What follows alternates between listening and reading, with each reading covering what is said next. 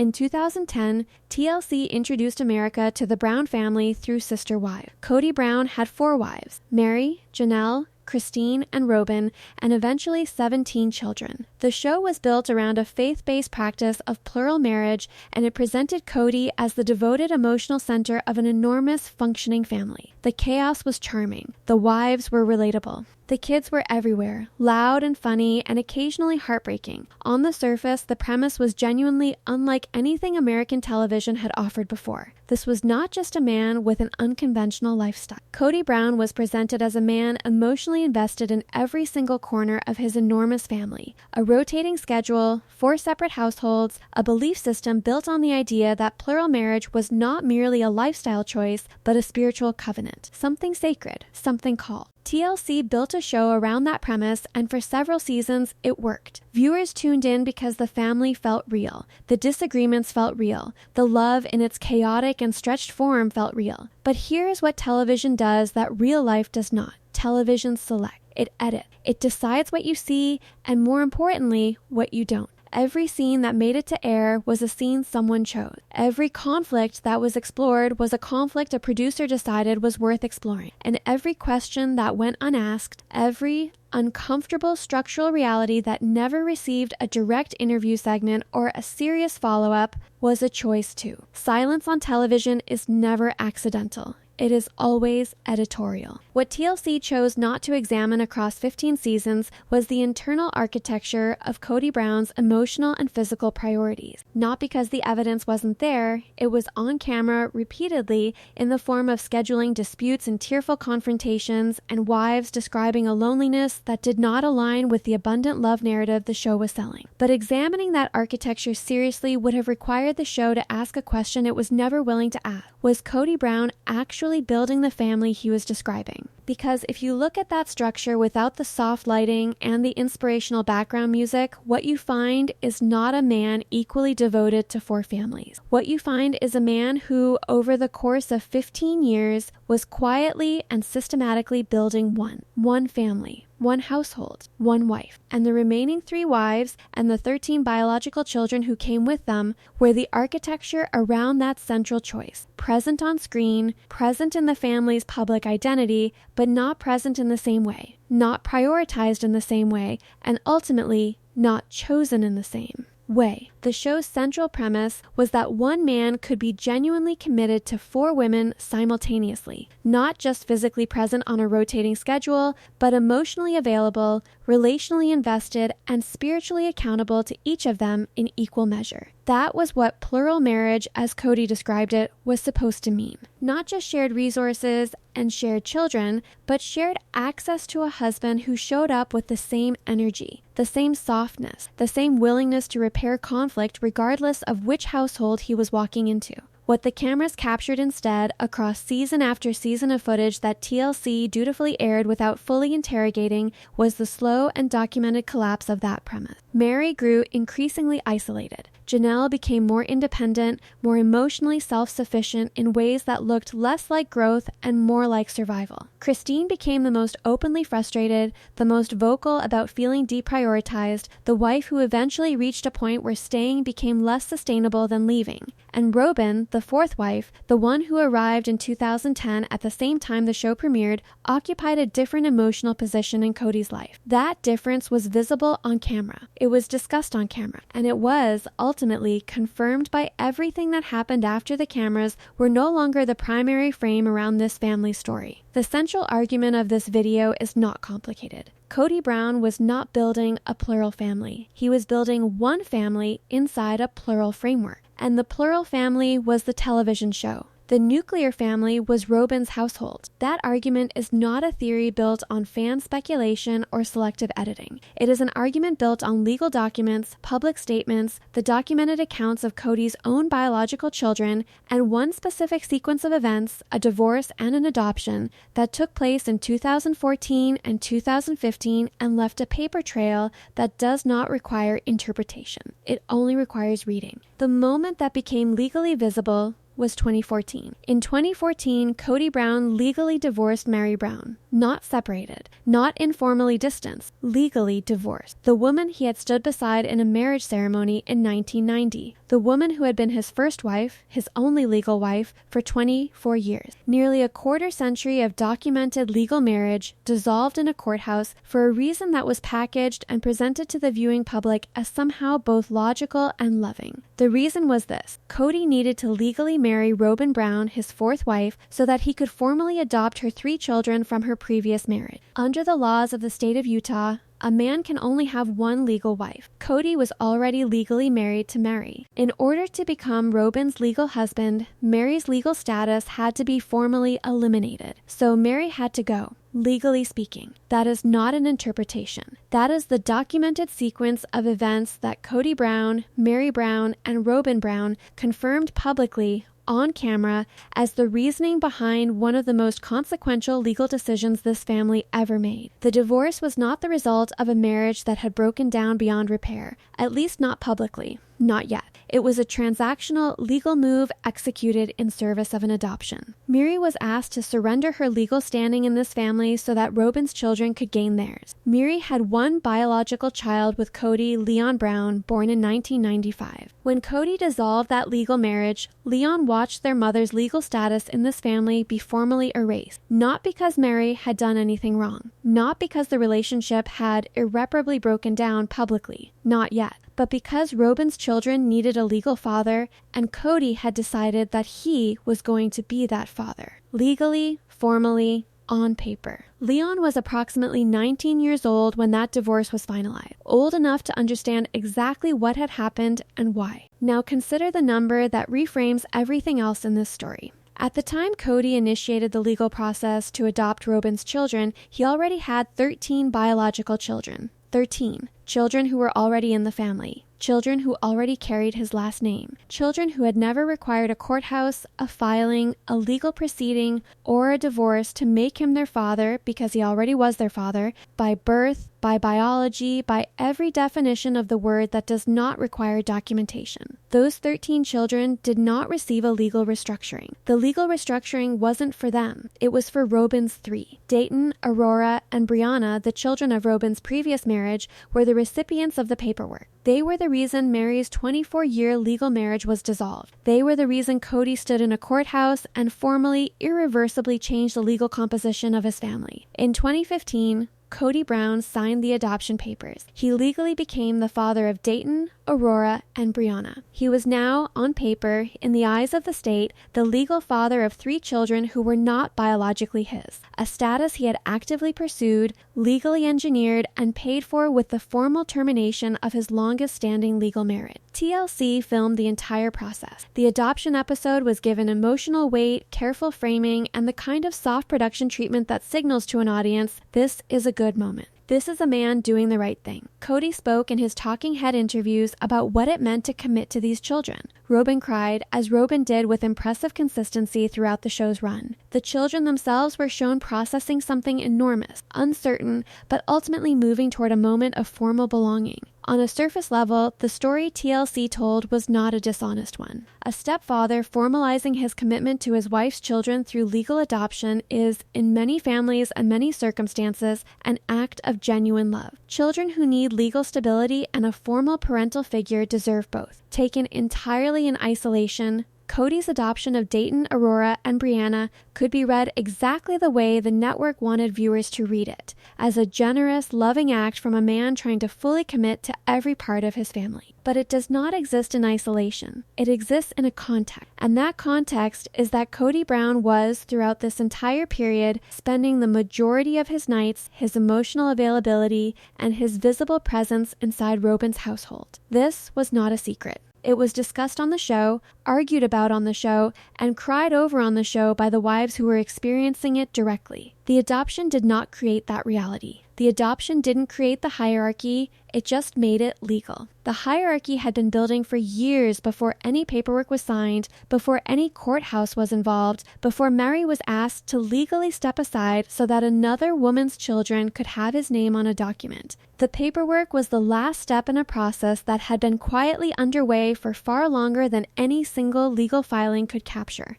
And that is the sentence that defines what happened in 2014 and 2015 more precisely than any other. A man who already had 13 children decided that 3 more were worth the paperwork. The original 13 were not. TLC framed the adoption as an expansion of love. Kody spoke in talking head interviews about what it meant to commit to these children. Robyn cried. The children processed something enormous on camera, and the production team wrapped it in the kind of careful, warm framing that signals to an audience, this is what a good man looks like. On screen, it landed exactly the way it was intended to. But the adoption did not happen in a vacuum. It happened inside a family that was, by 2014 and 2015, already showing serious and documented structural fractures. The other wives, Meri, Janelle, and Christine, were not quietly content in the background while Kody signed those papers. They were vocal, on camera, across multiple seasons of footage about something that was visibly and increasingly wrong with the distribution of Kody's time, attention, and emotional presence. This was not subtle. This was not a matter of perception or editing. It was a recurring and documented conflict that TLC aired season after season without ever fully interrogating what it revealed about the family's actual structure. Kody's time was not being distributed equally. This was a fact discussed on the show,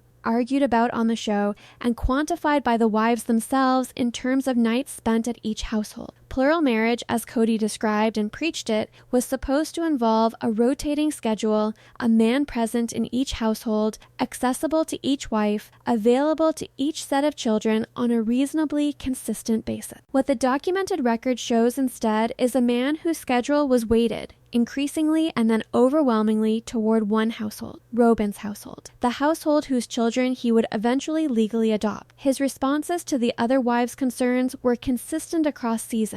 You're misunderstanding the situation. You need to work on your relationship with Robyn. Trust the process. What he did not say across any of those conversations was, you are right, and I am going to change the pattern. Because the pattern did not change. It deepened. There is also the matter of how Kody spoke about Robyn on camera compared to how he spoke about the other wives. The emotional difference was not invisible. When Kody discussed Robyn, there was a softness in his voice, a protectiveness in his posture, a willingness to absorb and defend that was absent in his conversations about the others. Conflicts with Robyn moved toward resolution. Conflicts with Meri, Janelle, and Christine moved toward escalation, and in the later seasons, towards something that looked, on camera, close to contempt. That contrast was documented. It was not manufactured in the edit. It was visible in real time to anyone watching the show without the framework TLC had built around it. This is the foundation of what has been called the replacement family theory, the interpretation, supported by an enormous amount of observable evidence that Kody Brown was not genuinely building a plural family. He was building a nuclear family inside a plural framework. The plural family was the television show. The nuclear family was Robyn's household. And the adoption was the moment those two things stopped being separable. Consider what this theory requires to be true. A man who genuinely believed in plural marriage, who genuinely experienced 4 wives and 17 children as his family in the full emotional sense of that word,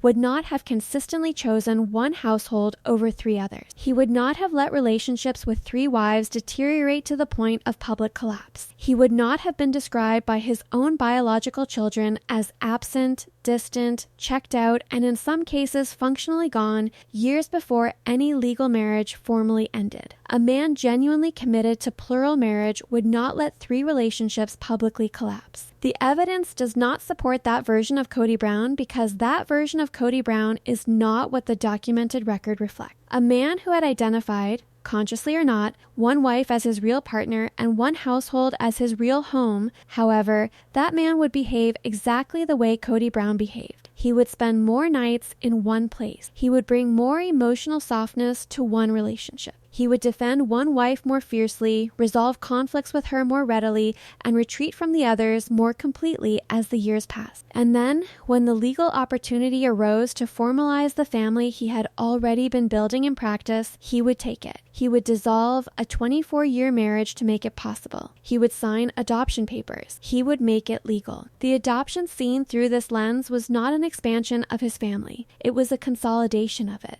And this is where the distinction becomes impossible to soften. Robyn's children received something that Kody's 13 biological children never received and could never receive. Not because Kody loved them less in some abstract emotional sense, but because love, in practice, is demonstrated through action, through presence, through choice, through the deliberate, documented, legally irreversible act of saying, I am choosing you formally. I am putting your name on a document. I am restructuring my legal life to make your place in it permanent. The biological children had him because biology is automatic. The adopted children had him because he decided they were worth the paperwork. That sentence is not an accusation. It is a description of what happened. Biology does not require a decision. Adoption does. And the decision Kody made in 2014 and 2015, the deliberate, documented legal decision to formalize his parenthood of Robyn's 3 children while his 13 biological children watched from households he was visiting on a rotating and increasingly infrequent schedule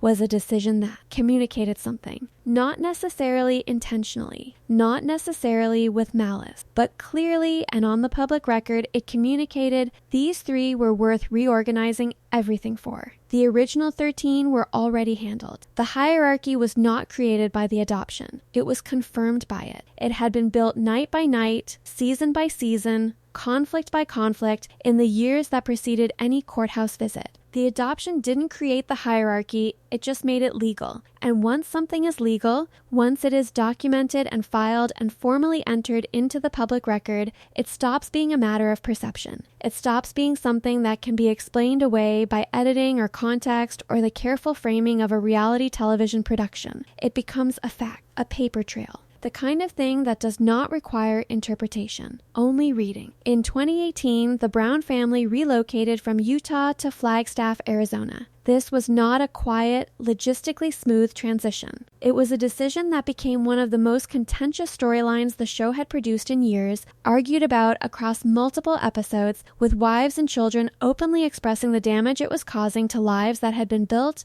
with real roots in Utah. And the reason it became so contentious was not simply that moving is disruptive. It was because of who the move disrupted and who it did not. Christine's children and Janelle's children, many of them teenagers at the time, had friendships, schools, communities, and a sense of geographic identity in Utah that the Flagstaff move required them to abandon. These were not small children who could be relocated without significant consequence. These were young people at formative stages of their lives being asked to give up the only home they had known for a plural family arrangement that by 2018 was already showing serious and documented structural damage. The disruption was real. The cost was real. And it fell disproportionately on the biological children of Kody's first 3 wives. Robyn's household, the household Kody was already living in the majority of the time, remained functionally intact through the move. The family that was most anchored to Kody's daily presence experienced the least disruption. The families that had been operating with an increasingly absent husband and father experienced the most. That asymmetry was not incidental. It was a direct reflection of the priority structure that had been building for years before anyone packed a single box. Christine has spoken publicly and extensively about the Flagstaff move as a breaking point in her marriage to Kody, not only because of the practical disruption it caused her children,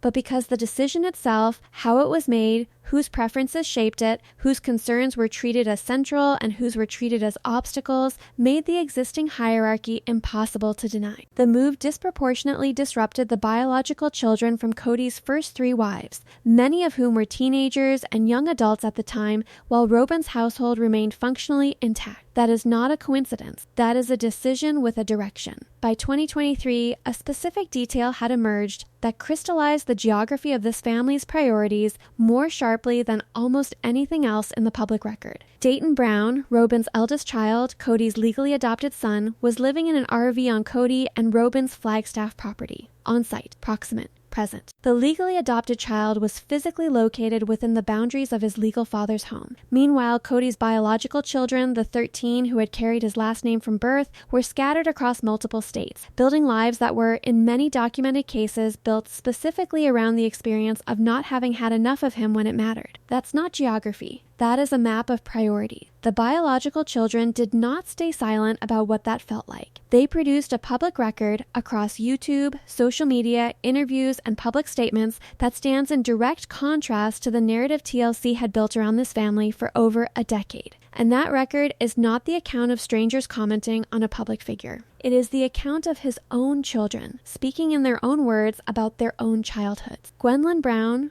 Kody and Christine's daughter, stated directly on her YouTube channel, "It hurts to watch your dad be a good father to others when you didn't really get that." The word she used was others, not strangers, not people unconnected to the family. Others meant the children living in the same house as her father, the children he had legally adopted, the children who had his physical presence, his daily availability, and the version of fatherhood that Gwendolyn describes not receiving. That is not a fan interpretation of her words. That is what she said. Kody Brown gave interviews describing a father who was, by the later years of the Plural marriage, more focused on defending Robyn and maintaining the integrity of her household than on sustaining relationships with his biological children. Kody's account is specific and consistent, not a vague sense of being unloved, but a concrete description of a father whose priorities had shifted so completely that the relationships with his biological children were no longer receiving the maintenance they required to survive. Leon Brown,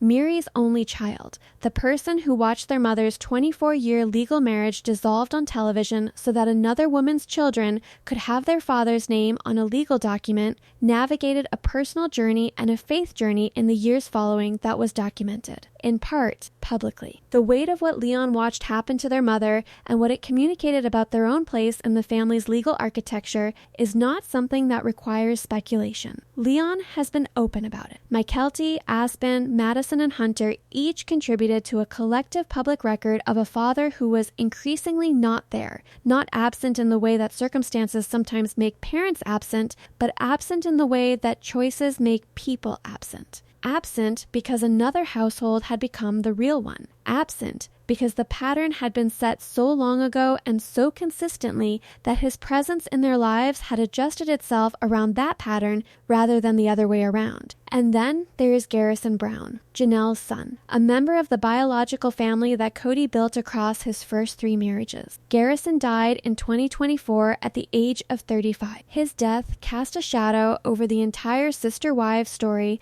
that has not fully lifted and likely will not. In the aftermath, Janelle spoke publicly about her grief. Kody spoke publicly about his grief, and the distance between those two expressions of loss, the way they were delivered, the context surrounding each of them, the relationship that had or had not existed in the years leading up to that moment, reflected the distance that had grown between Kody and the family he was supposed to have built and maintained. You cannot lose a child, not to death, not to estrangement, not to a geography that maps the exact shape of your neglect, and look back at the choices that built that distance without it meaning something. The biological children of Kody Brown have collectively produced a public record of absence, of a father who prioritized one household so consistently that it stopped being a choice and became a pattern, and then stopped being a pattern and became a permanent fact. TLC gave viewers the adoption episode, soft music, meaningful looks, Robyn crying, Kody talking about what it means to be a father. His children gave you the truth. And those two records are not compatible. One of them is primarily sourced from the people who actually lived it. Kody Brown built his entire public identity around one central belief. Plural marriage was not, in his telling, a lifestyle preference or an unconventional domestic arrangement. It was a divine calling, a covenant, a spiritually mandated way of organizing a family that he described repeatedly and with complete conviction as something he had been called to perpetuate. Not just for himself, but as a legacy, something to be passed forward, something his children would inherit, embrace, and carry into their own lives as evidence that the sacrifices made in its name had been worth making. That belief was the justification for everything. It was the justification for the 24-year marriage that was legally dissolved. It was the justification for the adoption papers that were signed. It was the justification for the nights spent in one household at the expense of 3 others, for the Flagstaff move that uprooted teenagers with established lives, for the hierarchy that was built season by season and then made permanent in a courthouse. Every cost, every disruption, every child who grew up watching their father choose somewhere else to be, all of it was supposed to serve this larger purpose: the perpetuation of a lifestyle, a covenant, a belief system that Kody described repeatedly and with complete conviction as divinely called. He structured his chosen family around that belief. He legally restructured his entire family around that belief. And then his legally adopted children grew up. In a December 2024 episode of Sister Wives, Aurora Brown, Robyn's daughter, one of the 3 children Kody legally adopted, one of the 3 children for whom Meri's 24-year marriage was dissolved, sat across from her mother and delivered a statement that reframes the entire arc of what Kody Brown spent 15 years building. Aurora said directly and clearly that she doesn't have the same call to plural marriage that her parents do and did. No drama, no extended qualification. Just a young woman telling her mother that the life her father reorganized everything to give her is not a life she wants. Brianna, the other adopted daughter, stated that she has conflicting thoughts about it, that she is not sure, and that right now, plural marriage is not something she wants either. Read that sequence of events in full. Kody Brown divorced his wife of 24 years. He signed adoption papers. He spent the majority of his time, emotional energy, and physical presence inside one household at the documented expense of 3 others. The stated reason, the faith-based, legacy-driven reason that was supposed to justify the disruption and the pain and the children who grew up watching their father choose somewhere else to be, was the perpetuation of plural marriage. And the children he divorced Meri to legally claim are rejecting the lifestyle he reorganized his entire family to pass on. The biological children did not want plural marriage either, but they had the context of watching it fail from the inside, watching 4 marriages deteriorate, watching their mother's needs go unmet, watching a family structure collapse under the weight of one man's consistently demonstrated preference for one household. Their rejection of the lifestyle came with observable cause. Aurora and Brianna had the version that was supposed to be different. They lived in the household Kody was actually present in. They had a father who showed up. They had the best available version of the plural family Kody was building, and they still looked at plural marriage and said, "Not for me." There is one word for what that outcome represents: consequence. Then there is the unresolved thread involving Dayton, Robyn's eldest child, the first of the 3 that Kody legally formalized his parenthood of. What is confirmed and has been widely reported is that Dayton was living in an RV on Kody and Robyn's Flagstaff property. What has circulated in fan communities but remains unverified involves theories about Dayton's biological father, questions of identity, questions of connection, questions about what Dayton's relationship to his own surname actually looks like in practice, beyond what a legal document states. These theories are not verified. That distinction matters, and it must be stated clearly. But here is why they matter to the larger story even without verification. Children are not blank slates. Dayton had a biological identity, a biological father, and a life that existed before Kody signed those adoption papers. Legal fatherhood is a meaningful thing. It is not, however, a complete thing. It does not overwrite everything that came before it. It does not eliminate the biological history, the emotional connections, or the identity that a child carries into an adoption from the life they were living before any paperwork was filed. The legal architecture Kody constructed was never as clean as a signature makes it look. A 24-year marriage was dissolved to make that signature possible. And if the relationship that dissolution was made in service of turns out to be more complicated than the paperwork suggested, if Dayton's own story includes dimensions that exist separately from and alongside Kody's legal claim to him, then the full weight of what was traded in 2014 becomes even more difficult to absorb. Legal fatherhood is a meaningful thing. It is not, however, a complete thing. It doesn't overwrite everything that came before it. Where things stand today is the final accounting of everything this story has described. Christine left in 2021 and has since remarried, visibly, publicly, and by her own account, happily. Janelle separated from Kody and has been building an independent life. Meri, the woman whose 24-year legal marriage was dissolved so that this entire legal restructuring could take place, publicly closed a chapter in 2024 that had stopped being a functioning relationship years before she said so out loud. And Kody and Robyn remain in Flagstaff, legally married, in what is now, after everything that was sacrificed to arrive here, a conventional monogamous partnership. The man who preached plural marriage across 15 seasons of television, who described it as a divine calling and a spiritual covenant, who dissolved a 24-year marriage and signed adoption papers and spent the majority of his time in one household at the cost of 3 others, that man is now living. The most standard domestic arrangement available. One wife, one home. The most traditional outcome imaginable from the most unconventional public premise in recent reality television history. The promise he sold to TLC, to viewers, to his own children was abundance. More love, bigger family, a spiritual community built on the radical idea that commitment could be expanded rather than divided. What it produced was the opposite. A family that contracted year by year, choice by choice, until what remained was one marriage in Flagstaff and a set of biological children scattered across multiple states, building lives that were in many cases built explicitly around the experience of his absence. The adoption of Dayton, Aurora, and Brianna was not wrong in isolation.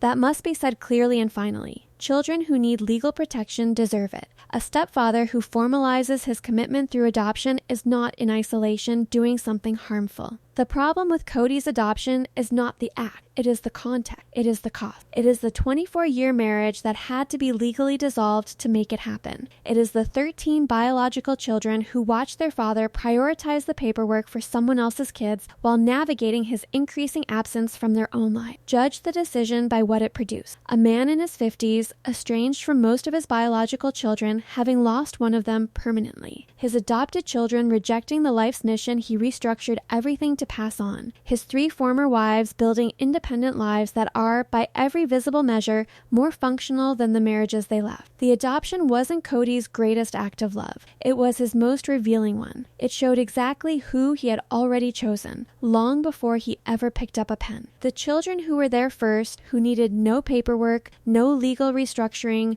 no divorce to make them his, they saw it. They understood it. And most of them eventually stopped waiting for him to show them something different. That's not the sister wives story TLC told you. That's the one with the receipt.